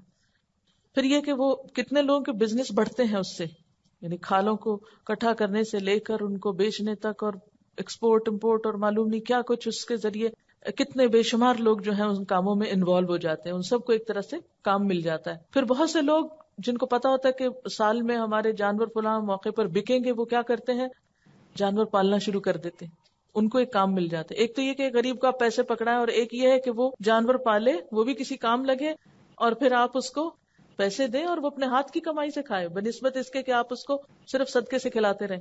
اسی طرح یہ فائدہ بھی ہے کہ انسانوں کے درمیان ایک تعلق اور ایک ہمدردی کی فضا بھی ہوتی ہے، کیونکہ گوشت کی تقسیم کرتے وقت جن کے پاس لے کے جاتے ہیں یا کوئی آپ کو دینے کے لیے آ جاتا ہے تو وہ جو تبادلہ ہوتا ہے اس گوشت کا، اس سے بھی لوگوں کو فائدہ پہنچتا ہے، میل ملاقات ہوتی ہے۔ پھر گوشت زیادہ ہو جاتا ہے تو دعوتیں بھی کی جاتی ہیں، اس سے بھی میل ملاقات بڑھتی ہے۔ قربانی کا جانور یہ ضروری ہے کہ وہ صحت مند جانور ہو، اس میں عیب نہ ہو، اور پھر یہ کہ 2 دانت والا جانور ہو جس کی عمر جو ہے وہ کم از کم 1 سال ہو، کیونکہ بہت چھوٹا جانور جو بچہ نہیں اس میں کر سکتے۔ پھر جس نے قربانی کرنا ہو اس کے لیے حکم ہے کہ وہ جس نے ذوالحج کا چاند دیکھ لیا اور قربانی کا ارادہ رکھتا ہے تو اسے بال اور ناخن نہیں تراشنا چاہیے۔ پھر اسی طرح یہ ہے کہ حضرت عطا بن یسار کہتے ہیں کہ میں نے ابو ایوب انصاری سے پوچھا کہ آپ صلی اللہ علیہ وسلم کے زمانے میں قربانیاں کیسے ہوتی تھی، یا آپ کیسے کرتے تھے قربانیاں؟ تو انہوں نے کہا کہ ایک آدمی ایک بکری اپنی طرف سے اور اپنے اہل خانہ کی طرف سے قربانی کر دیتا تھا، یعنی ضروری نہیں کہ گھر کا ہر شخص ہی کرے، ایک جانور سب کی طرف سے بھی ہو سکتا ہے۔ وہ خود بھی اس میں سے کھاتے تھے، اوروں کو بھی کھلاتے تھے۔ ہوتے ہوتے لوگ فخر کرنے لگے اور نوبت یہاں تک پہنچ گئی جو تم دیکھ رہے ہو، یعنی ایک ایک گھر میں کئی کئی ہونے لگی، اور وہ اللہ کی خاطر نہیں بلکہ فخر کے لیے، بتانے کے لیے، لوگوں کو دکھانے کے لیے۔ پھر اسی طرح یہ ہے کہ قربانی عید کی نماز پڑھ کے کرنی چاہیے۔ عید کی نماز سے پہلے اگر کسی نے قربانی کر لی تو وہ قربانی نہیں ہوتی۔ پھر اسی طرح اس کے لیے نیت ضروری ہے۔ مثلا اگر کوئی بچڑ اس دن اپنے دکان کھولنے کے لیے قربانی کر رہا ہے تو وہ بزنس کے لیے کر رہا ہے، اللہ کی خاطر نہیں، تو چاہے وہ عید کے دن ہی کرے، اس کا وہ اجر و ثواب نہیں ہے جو ایک شخص فی سبیل اللہ کرتا ہے۔ اسی طرح کچھ ادب آداب بتائے گئے ہیں کہ جب قربانی کی جائے تو چھری تیز ہو، کیونکہ آپ نے فرمایا کہ ہر چیز پر احسان کرنا چاہیے، اللہ تعالیٰ نے ہر چیز پر احسان فرض کیا ہے۔ بس جب تم قتل کرو تو اچھی طرح، اور ذبح کرو تو اچھی طرح۔ جب تم میں سے کوئی ذبح کرنا چاہے تو چھری کو اس طرح تیز کرے، یعنی خوب تیز کر لے، اور اپنے جانور کو آرام دے، فوراً وہ کام مکمل ہو جائے۔ پھر اپنے ہاتھ سے ذبح کرنا بہتر ہے، زیادہ اجر و ثواب کا باعث ہے۔ اگر ہاتھ سے موقع نہ ملے تو کم از کم جا کے ہاتھ رکھیں، قریب ہوں، دیکھیں. پھر اس کے بعد یہ کہ مخصوص دعا پڑھی جاتی ہے، انی وجہت وجہ للذی فطر السماوات والارض حنیفا وما انا من المشرکین. یہ ساری دعا پڑھ کے اللہم منک ولک تقبل منی کما تقبلت من ابراہیم خلیلک بسم اللہ اللہ اکبر. کیا مطلب ہے اس کا؟ اے اللہ تیری طرف سے، یعنی تو نے ہی دی ہے مجھے، یہ میرا تو کچھ نہیں اس میں، ولک تیری خاطر قربان کرتا ہوں، تقبل منی تو مجھ سے قبول کر لے، کما تقبلتا جس طرح تو نے قبول کی تھی قربانی، من ابراہیم خلیل کا اپنے دوست ابراہیم سے علیہ السلام. بسم اللہ اللہ کے نام کے ساتھ، اور اللہ سب سے بڑا. پھر اسی طرح یہ کہ قربانی کے گوشت کا استعمال کیسے ہونا چاہیے. حدیث میں آتا ہے فَكُلُوا وَتَصَدَّقُوا وَادَّخِرُوا، کھاؤ اور صدقہ کرو اور رکھ چھوڑو. یعنی کھا بھی سکتے ہو، صدقہ بھی کر سکتے ہو، اور تھوڑا فریز بھی کر سکتے ہو. اور اس زمانے میں خشک کیا جاتا تھا، یعنی اس میں کوئی حرج نہیں کہ اگر انسان کل کے لیے کچھ اس میں سے بچا لے. سورۃ الحج میں آتا ہے فَكُلُوا مِنْهَا وَأَطْعِمُوا الْقَانِعَ وَالْمُعْتَرَ، خود بھی کھاؤ اور مسکین اور سوال کرنے والوں کو بھی کھلاؤ. یعنی عام طور پر صحابہ کرام یا لوگوں کا طریقہ کیا رہا ہے، 3 حصے کرتے تھے گوشت. ایک حصہ خود کھایا، ایک رشتہ داروں کو دیا، غریبوں کو دیا. لیکن یہ فرض نہیں ہے، یہ پسندیدہ ہے، مستحب ہے ایسا کرنا. اگر کوئی نہیں کرنا چاہتا، سارا صدقہ کرنا چاہتا کر لے، سارا خود کھانا چاہتا ہے کھا لے، آدھا رکھ کے آدھا کھانا چاہتا ہے رکھ لے، کوئی حرج نہیں. لیکن ظاہر ہے کہ اگر آپ اس کی تقسیم زیادہ اچھی طرح کریں گے تو زیادہ ثواب پائیں گے. ورنہ آپ کا کام، یعنی آپ کی ذمہ داری پوری ہوگی جب اس کا خون بہہ گیا. اور اگر کچھ بھی کھانے کا اور کسی کو دینے کا موقع نہیں، جیسے پہلے مینا میں ہوتا تھا کہ سب قربانیاں جو ہیں وہ پھر اکٹھی کر کے جلا دی جاتی تھی، کیونکہ سب استعمال نہیں ہو سکتا تھا، پاسبل نہیں تھا اتنے جانوروں کا کھانا اور کھلانا اور اس کا استعمال. لیکن اب تو اس کے لیے کافی اچھے انتظامات ہو گئے. پھر اسی طرح یہ ہے کہ کھال کو گھر میں استعمال کے لیے رکھا جا سکتا ہے. مثلا اگر آپ گھر میں نماز کے لیے مصلی بنانا چاہیں یا کسی اور استعمال میں لانا چاہیں تو لا سکتے ہیں، لیکن فروخت نہیں کر سکتے، بیچ نہیں سکتے، اور مزدوری بھی نہیں دے سکتے قصاب کی. بہتر یہی ہے کہ اس کو بھی صدقہ کر دیا جائے، لیکن وہ فی سبیل اللہ صدقہ ہوگا، اس کو ثواب کی نیت سے صدقہ کیا جائے گا. یہ نہیں کہ آپ اس کو کسی دنیا کے کام کے استعمال کے لیے کسی کو دیں. مثلا یہ نہیں کہ کسی رشتہ دار کا کاروبار ہے تو آپ کہیں سب اسی کو دے دیتے ہیں جا کے، تو اس کو یہ صدقہ نہیں دیا جائے گا بلکہ فی سبیل اللہ دیا جائے گا. پھر اسی طرح یہ ہے کہ ایام تشریق سارے کے سارے ذبح کے دن ہیں. پھر اپنی طرف سے بھی قربانی دے سکتے ہیں. اگر کوئی ادارہ یا کچھ لوگ مل کے قربانی کریں تو وہاں پیسے بھی ڈال سکتے ہیں، جیسے گائے اور اونٹ میں مختلف حصے ڈالے جاتے ہیں. پھر اپنی طرف سے بھی کر سکتے ہیں، والدین کی طرف سے کر سکتے ہیں، زندہ کی طرف سے کر سکتے ہیں، مردہ کی طرف سے کر سکتے ہیں، رشتہ داروں کی طرف سے بھی کر سکتے ہیں. اور اب آخری حصہ یہ ہے کہ عید کا دن کیسے گزاریں، کیونکہ آخری کام اس میں پھر کیا ہوگا، یعنی عید کا دن آ جائے گا جس دن قربانی کرنا ہوگی. اس میں سب سے پہلے یہ کہ ان 2 دنوں میں روزہ نہیں رکھا جاتا. ہاں، عید الفطر میں آپ صلی اللہ علیہ وسلم صبح کچھ میٹھا کھا کر نماز پڑھنے جاتے تھے، لیکن عید الاضحیٰ میں صبح میں کچھ نہیں کھاتے تھے، حتیٰ کہ صحابیات اپنے بچوں کو دودھ تک نہیں پلاتی تھی. یعنی اتنا اہتمام اس سنت کا کیا جاتا تھا. دوسرا کام یہ ہے کہ غسل کرنا چاہیے، نہانا چاہیے. عید الفطر اور عید الاضحیٰ کے دن آپ صلی اللہ علیہ وسلم غسل فرمایا کرتے تھے. اچھا لباس پہننا چاہیے. بہقی کی روایت میں آتا ہے حضور صلی اللہ علیہ وسلم عیدین اور جمعہ کے موقع پر اپنی سرخ چادر پہنا کرتے تھے، یعنی لباس میں اہتمام کرتے تھے. ہم عام طور پہ کیا کہتے ہیں، بور دن ہے، کیا کرنا ہے، بس ایسے ہی ٹھیک ہے، ابھی تو گوشت آ جائے گا، پکانا ہوگا، پھر کیا کرتے سارا دن گندے ملندے رہتے ہیں، اور پھر شام کو کسی کے گھر جانا ہو فارغ ہو کے اچھے کپڑے پہن کے چلے جاتے. نہیں، صبح میں نہا کے اچھے کپڑے پہنیے اور پھر عید پڑھنے جائیے. پھر اسی طرح یہ ہے کہ عیدگاہ کی طرف اگر پیدل جائیں تو زیادہ اچھا، لیکن بہت دور ہو اور نماز ہی نہ نکل جائے تو اس کے لیے بہتر یہ ہے کہ پھر آپ سواری پہ بھی جا سکتے ہیں. آپ صلی اللہ علیہ وسلم کا طریقہ یہ تھا کہ آپ پیدل جاتے تھے، چل کے جاتے تھے عیدگاہ اور چل کے واپس آتے تھے. خواتین بھی نکل سکتی ہیں. بخاری اور مسلم کی روایت ہے، حضرت ام عطیہ سے روایت ہے کہ رسول اللہ صلی اللہ علیہ وسلم نے حکم دیا کہ عید الفطر اور عید الاضحیٰ کے دن ہم چھوٹی بچیوں اور جوان اور حیض والی عورتوں کو عیدگاہ لے جائیں. البتہ حیض والی عورتیں نماز کی جگہ سے الگ رہیں اور مسلمانوں کی دعا میں شریک ہوں، یعنی اجتماعی دعا کی بھی یہاں سے دلیل ملتی ہے. میں نے عرض کیا اللہ کے رسول صلی اللہ علیہ وسلم بعض عورتیں ایسی بھی ہیں جن کے پاس چادر نہیں ہوتی. آپ نے فرمایا جس عورت کے پاس چادر نہ ہو اس کی بہن یا سہیلی کو چاہیے کہ اپنی چادر میں اس کو لے لے، یعنی اس کو اپنی چادر میں چھپا لے یا اپنی چادر ادھاری دے دے، لیکن یہ کہ چادر پہن کے نکلے. حضرت عبداللہ بن عباس سے روایت ہے کہ رسول اللہ صلی اللہ علیہ وسلم عید کے دن اپنی بیویوں اور بیٹیوں کو عیدگاہ لے جاتے تھے. ابن ماجہ کی روایت ہے. پھر یہ ہے کہ جاتے اور آتے ہوئے تکبیریں پڑھنی چاہیے. اس میں آپ دیکھیں گے کہ گھر کے بچوں کو اگر آپ سکھا دیں نا، یعنی بڑوں کو تو مشکل ہوتی ہے نا، بچوں کو اگر آپ سکھا دیں اور وہ بلند آواز سے پڑھیں تو سب کو یاد آتی رہیں گی اور اوروں کو بھی وہ پڑھاتے رہیں گے. نافع ابن عمر سے روایت کرتے ہیں کہ ابن عمر عید الاضحیٰ اور عید الفطر کے دن جب عیدگاہ کی طرف جاتے تو بلند آواز سے تکبیریں کہتے یہاں تک کہ عیدگاہ میں پہنچ جاتے ہیں. اونچی اونچی پڑھتے جاتے تاکہ اور لوگوں کو بھی یاد آ جائے. کچھ لوگ متقین کے امام ہوتے ہیں نا، وہ اپنے عمل سے دوسروں کو نیکی کی طرف لگائے رکھتے ہیں. پھر عیدگاہ میں بھی پہنچ کر تکبیریں کہتے یہاں تک کہ نماز عید پڑھنے کے لیے امام صاحب آ جاتے. عورتیں جو ہیں وہ بلند آواز سے نہیں پڑھیں، آہستہ آہستہ پڑھتی بھی جائیں. تو عید کے دن کے کاموں میں کیا ہے کہ آپ صبح تیاری کریں، نہائیں دھوئیں، کپڑے اچھے پہنے، ایسی خوشبو نہ لگائیں کہ جو عیدگاہ میں جاتے ہوئے دوسروں کو آئے. پھر چادر اوڑھ کر عیدگاہ پہنچے، نماز پڑھیں، واپس آئیں. قربانی ہو، قربانی کو دیکھیں اگر ممکن ہو. آپ صلی اللہ علیہ وسلم ویسے عیدگاہ میں ہی قربانی کیا کرتے تھے، اور یہ ایک بڑا ہائیجینک طریقہ ہے کہ سب کی قربانیاں ایک جگہ پر ہو، وہیں سے صفائی ہو جائے. ہمارا تو ہر گلی بازار کے نکر میں قربانی ہو رہی ہوتی ہے اور گندگی میں چھوڑ کے ہم اپنا گوشت اٹھا کے گھر چلے جاتے ہیں. تو یہ طریقہ ٹھیک نہیں، اور پھر صفائی کرنے والوں کی بھی چھٹی ہوتی ہے تو 3 دن عذاب کے ہو جاتے ہیں. اس معاملے میں بہت احتیاط کرنے کی ضرورت ہے کہ ہماری ایسے کسی کام سے دوسرے کو اذیت نہ ہو.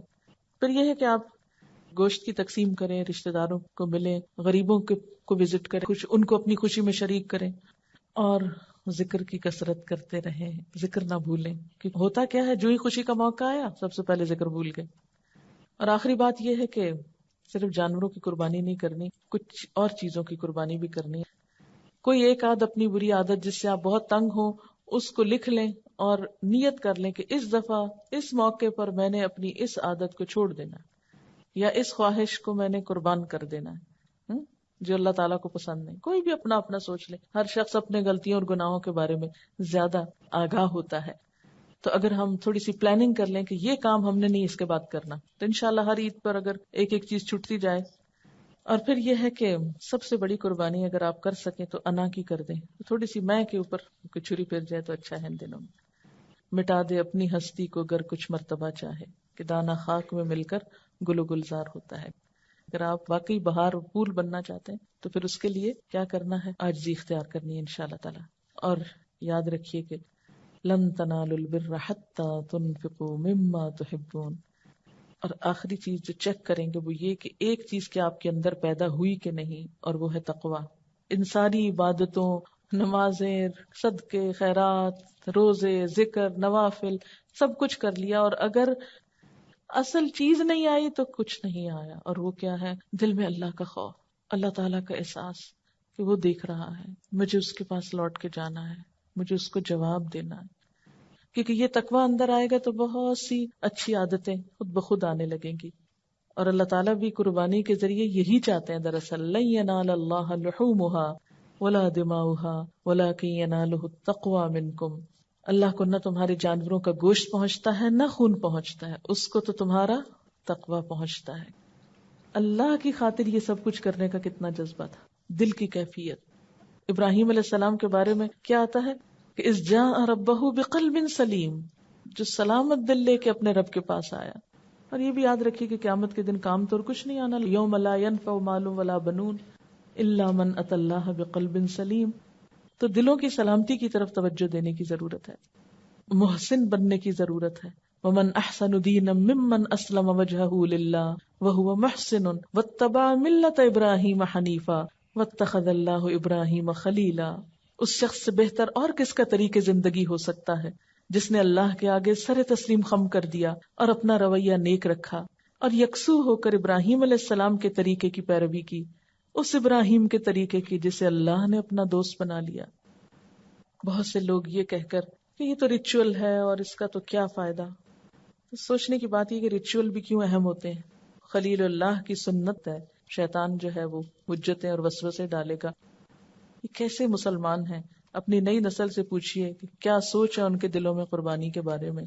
یہ کیسے مسلمان ہیں کہ یہ اتنے جانوروں کو ذبح کر دیتے ہیں اور اتنے بے درد لوگ ہیں، اور نہ جانے کیا کچھ حجتیں پیدا کر کے اس عمل کو کتنا حقیر کر دیتے ہیں ہم، اور دوسروں کی نقالی اور دوسروں کی پیروی کو ہم کتنا خوبصورت بنا کے پیش کرتے ہیں. ذوالحج کی کیا اہمیت ہے، ان دنوں کے عمل اللہ کے ہاں کتنے قابل قبول ہیں، کتنے ثواب کمانے کے دن ہیں. تو اللہ کی ان سنتوں کو کون زندہ کرے گا؟ ہم مسلمانوں کو ہی آگے بڑھنا ہے، ہمیں دوسروں کا انتظار نہیں کرنا، خود آگے بڑھنا ہے۔ ایک آئیڈیا یہ بہت دیا جا رہا ہے کہ قربانی تو صرف ان کے لیے ہے جو حج پہ جا رہے ہوں۔ ابھی میں نے جو حدیث آپ کو سنائی کہ اللہ کے رسول صلی اللہ علیہ وسلم 10 سال مدینہ میں رہے اور ہر سال قربانی کرتے رہے، تو کیا ہر سال آپ حج پہ بھی جاتے رہے؟ اور دوسری بات یہ کہ جب صحابہ کرام نے پوچھا کہ یا رسول اللہ صلی اللہ علیہ وسلم یہ قربانی کیا چیز ہے، تو آپ نے کیا فرمایا؟ تمہارے باپ ابراہیم کی سنت ہے، ان کا طریقہ ہے۔ بعض لوگ شوق سے عیدگاہ جاتے ہیں لیکن قربانی نہیں کرتے، حالانکہ کیا ہے کہ جو قربانی نہ کرے وہ عیدگاہ بھی نہ آئے۔ ہم کہیں گے اچھا ٹھیک ہے، نہیں آتے۔ ہم یہ تو کر سکتے ہیں لیکن طریقے نہیں بدلتے۔ بعض اوقات ہم یہ کہتے ہیں کہ اس سال قربانی کیسے کریں کہ قربانی کے جانور پہلے سے بھی زیادہ مہنگے ہو گئے ہیں، لیکن دوسری چیزوں میں جب مہنگائی بڑھتی ہے تو ہم میں سے کون ہے جو ان چیزوں کو خریدنے سے باز آ جاتا ہے؟ بچوں کی فیسیں بڑھتی ہیں اسکولوں میں، اسی طرح شادی کے موقع پر آپ خریداری کرنے کو جاتے ہیں تو ہر سال ریٹس بڑھ جاتے ہیں، لیکن جہاں اللہ کی راہ میں کچھ کرنے کی بات آئی تو وہاں ہمیں کبھی مہنگائی یاد آتی ہے اور کہیں کوئی اور مسئلہ پیش آ جاتا ہے۔ جیسے ہماری نمازوں کے اوقات جو ہیں وہ اپنے الگ اوقات ہیں، تو اسی طرح ہمارا اصل عرفہ کا دن تو وہ ہے جو ہمارے کیلنڈر کے حساب سے آ گیا، لیکن چونکہ ان سارے عشرے میں روزے رکھے جا سکتے ہیں تو اس لیے آپ جس دن وہاں حج ہو رہا ہو اس دن بھی روزہ رکھ لیجئے، اور اس حج کے وقت، کیونکہ پہلے زمانے میں تو پتہ نہیں چلتا تھا نا، تو اب تو ہمیں مختلف سہولتوں سے یہ پتہ چل جاتا ہے کہ وہاں پر حج ہو رہا ہے، تو اس موقع پر بیٹھ کے خود آپ بھی استغفار وغیرہ کیجئے۔ جی ہاں، ویسے یہ تو اجتماعی نماز ہے، لیکن اگر کوئی نہ لے جانے والا اور نہ جانے والا ہو، 2 نفل بس صبح کے وقت پڑھ لیجیے۔ کچھ لوگ کہتے ہیں کہ قربانی کرنے کی بجائے رقم غریب کو دے دی جائے تو اس سے قربانی کی روح بیدار نہیں ہوتی اور اس سے وہ ثواب نہیں ملتا۔